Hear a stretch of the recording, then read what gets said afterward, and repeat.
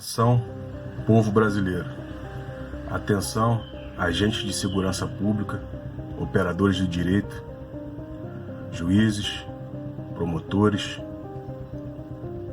advogados.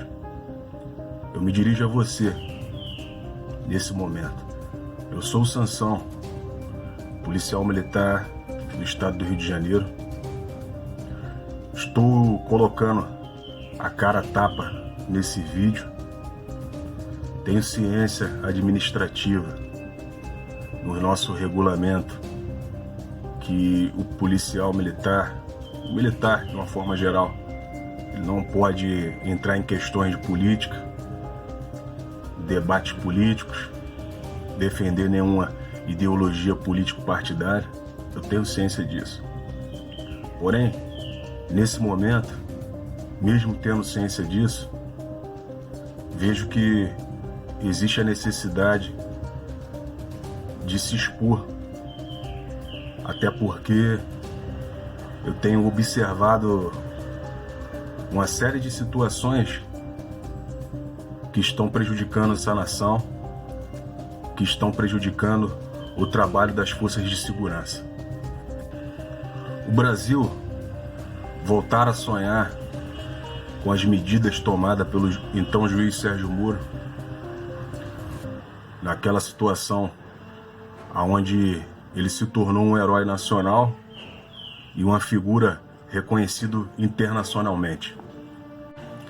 Pela primeira vez na história, acendeu no coração do povo brasileiro, dos agentes de segurança pública e dos operadores do direito, uma nova nação possivelmente estaria surgindo. Uma nação que prende os algozes, os perseguidores do povo, os políticos corruptos. Pela primeira vez, vimos presidente da República saindo algemado. Estava nascendo um processo judicial diferenciado nesse país. Sérgio Moro, como ministro da Justiça, vinha desempenhando um papel de suma importância para esse país. Pela primeira vez na história, vimos as polícias civis de todo o Brasil operando em conjunto para combater crimes de internet, abuso infantil, abuso sexual, entre outros. Todo esse processo foi parado por medidas administrativas por parte do governo federal. Tudo porque seu filho vinha sendo investigado por as chamadas rachadinhas. Daí então, como começou o desmoronamento daquilo que havia se iniciado. Sérgio Moro, ou você troca o superintendente da Polícia Federal do Estado do Rio de Janeiro, ou troca o ministro. Quem lembra disso? Pois bem, trocou-se o ministro. Saiu Sérgio Moro e de herói se torna vilão. Inclusive tendo que deixar o país onde protagonizou uma ação do século. Deixou o país, pois esse mesmo país que outrora o ovacionava pelas medidas por ele adotadas, agora se tornara algoz. Tudo por conta de ele ter mexido com os políticos de estimação de uma parte da população brasileira. O discurso da chamada extrema-direita é bem peculiar. Ora, as rachadinhas feitas no gabinete de Flávio nem se compara com os desvios feitos no governo PT e as propostas feitas para o Lulinha e a grana que chegou lá no Lulinha. Ou seja, o pouco desvio pode, desvios grandes não pode. São os bandidos merrequeiros. Quem lembra daquela situação onde Odebrecht enviou, se eu não me engano, 600 mil reais para o então deputado Jair Bolsonaro, e o mesmo, ao invés de devolver o dinheiro para Odebrecht, remeteu o dinheiro para seu partido, que logo tratou de entregá-lo como verba política. Quem lembra disso? Só para dar um ar de legalidade. Ou seja, ali já acendeu a luzinha para que nós ficássemos atentos com esse discurso de me chama de ladrão, ou não cabe tanto assim a ele. Protagonizamos uma perseguição pessoal aos procuradores da Lava Jato. Procuradores foram tão pressionados que alguns se viram na obrigação de serem realocados em outros processos. Outros inventaram uma desculpa e pediram para sair. E o discurso do governo federal: não precisa de Lava Jato, no meu governo não tem corrupção. Muito dinheiro público sendo dispensado para os seus opositores lá na Câmara dos Deputados e no Senado, com as chamadas emendas parlamentares, que não passa de um cala-boca e compra de votos para aprovar as suas decisões unilaterais e as suas ideias de manutenção do poder.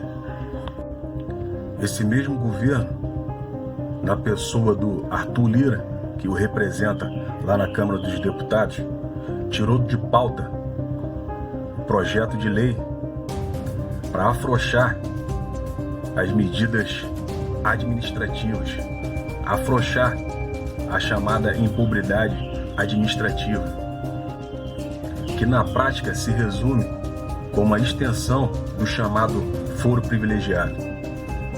Nada mais é, numa linguagem bem popular, carta branca para roubar. A velha política, que então se dizia que iria se combater, acabar com o toma lá da cá, ela continua aí, bem presente nesse governo.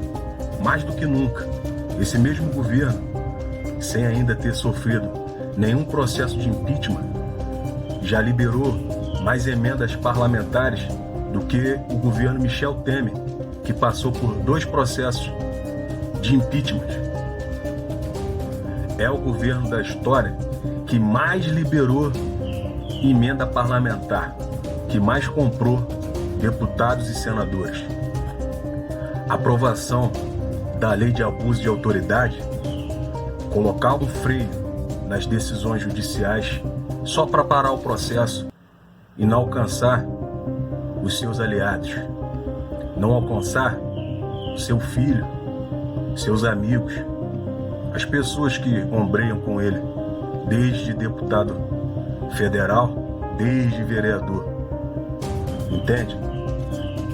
Tanta ação conjunta para aliviar a barra dos larápios desse país acabou dando carta branca para o Supremo Tribunal Federal decidir sobre a soltura do então ex-presidente Luiz Inácio Lula da Silva, julgando as ações do ministro Moro, então juiz, como imparcial. Portanto, a prisão se tornara ilegal. O governo federal, com suas medidas, acaba de dar um tiro no próprio pé e traz para disputa um páreo a páreo, se não um páreo superior ao seu. Pois Luiz Inácio, quando esteve aqui no poder, soube jogar com isso, comprou muito povo, com medidas sociais, com planos sociais, com migalhas. Você sabe do que eu estou falando. Para os militares, que ele diz representar em seu discurso, deu mais 5 anos de efetivo serviço, atingindo as carreiras policiais militares de todo o Brasil. Aos policiais militares que já têm um salário defasado em praticamente todos os estados brasileiros, cortou gratificação de tempo de serviço, aqui no Rio de Janeiro chamada de triênio.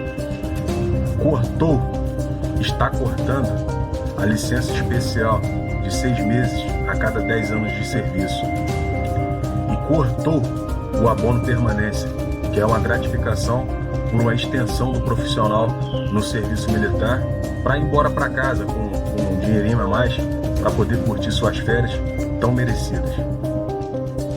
As poucas melhorias que houveram na esfera de segurança pública aqui do Rio de Janeiro, com equipamento, foram feitas por Michel Temer, pasmo, um governo tão hostilizado por ser de esquerda. Foi esse governo que beneficiou a segurança pública no estado do Rio de Janeiro com a chamada intervenção militar.